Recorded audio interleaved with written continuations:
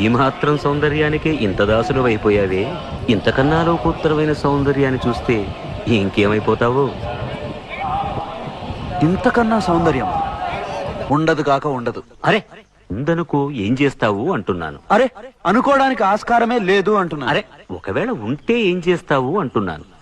ఇంతకన్నా ఆనందప్రదమై, ఆద్యంత రహితమై, అనంతమై, నా హృదయమంతా నిండి నన్ను తనలో నింపుకునే సౌందర్యమై ఉంటే అరే ఉండదయ్యా స్వామి. అరే ఉంటే ఏం చేస్తావయ్యా? ఆ సౌందర్యానికే దాసం. అయితే రా, చూపిస్తాను.